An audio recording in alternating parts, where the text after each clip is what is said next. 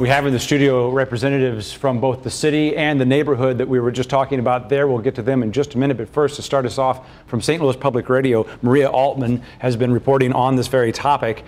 Maybe just first, it may not be totally germane to tonight's conversation, but just to satisfy our curiosity, what do they do at the NGA? Well, it's hard to know exactly, but from what I've gotten from the spokespeople there, it's sort of a geographical information, lots of satellite imagery, helping the president, the military, also if there's a disaster around the world, giving them information about what space they're going into. So these are fairly well-paying, these are good jobs at the 3,000 jobs we've been told that are there. Actually, about 3,100. So what's at stake for the city? Why are people clamoring to be the home of the NGA? Well, I think in the city's case, number one is they already have the facility here, and those employees pay earnings taxes, about $2.4 million a year. So the city really wants to keep those earning taxes, and I think keep a federal facility. I think with the other locations, having that number of employees, I think they see it as an economic development opportunity. Just so we know what the city is up against and what other regions are vying for this, we saw it in the piece there, but if we can show it again, we have something on the site of the old Chrysler plant, something in South St. Louis County, in Melville, also something by Scott Air Force Base. Right. Can you handicap where this is going between those three and the city? I think it's difficult to say, but I think the top two sites have to be North City and St. Clair County. Fenton and Melville really just don't get talked about a whole lot. It seems to come down to North City and St. Clair County. Okay, for the purpose of talking about the city and the city's bid tonight, to be clear, the city is not offering to build this site for them. This is a federal facility. The federal dollars will build this, but the city has to put together the land? They have to assemble the land, they have to clear the land. So there's a lot of work to be done before the NGA even would make a decision. The city has to show that it has control of that land. It doesn't necessarily have to own it,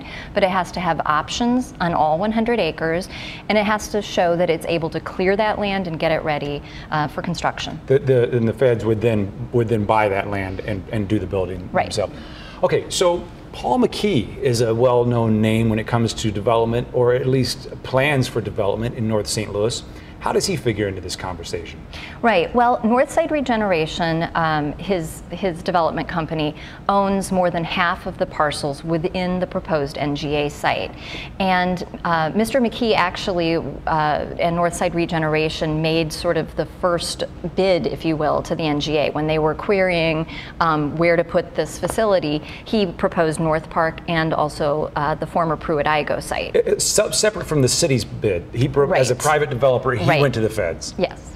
And that went somewhere? They said we need the city? He needed the city? Well, what happened was that the NGA needed more land than the 33 acres of Pruitt-Igoe. And so 100 acres just north of the Pruitt-Igoe site, he owns more than half of it, but he doesn't own all of it. And the city has the ability to use eminent domain. So it then became more of a city project. So if the city pulls this off, it'll be a combination of eminent domain and working in conjunction? They're hoping not to use eminent domain, but they do have that ability. Okay.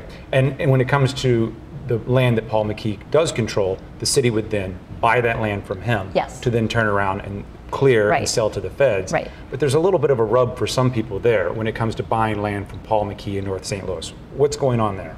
Well, there are some aldermen and some citizens who say they don't want to see Mr. McKee necessarily profit from selling land that he bought, some of it from the city, some of it he bought from private owners, but they don't necessarily want to see him profit from that.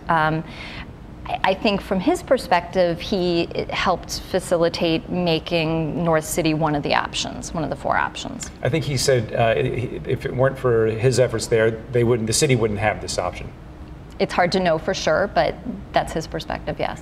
So I had the opportunity to speak to him just briefly. I know you've spoken to him more. Can you characterize, it sounds like, backing up a step to Northside Regeneration, that's not done. We see articles, we see reports, we hear reports about bankruptcies, about people calling in loans on some of his ambitions there.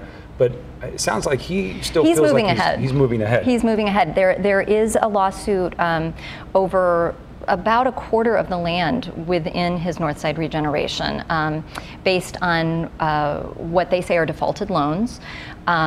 So there are some hiccups for sure, but he is moving ahead with plans for a grocery store. He's got some plans for housing, an urgent care hospital. None of this has happened yet, but he's definitely forging ahead.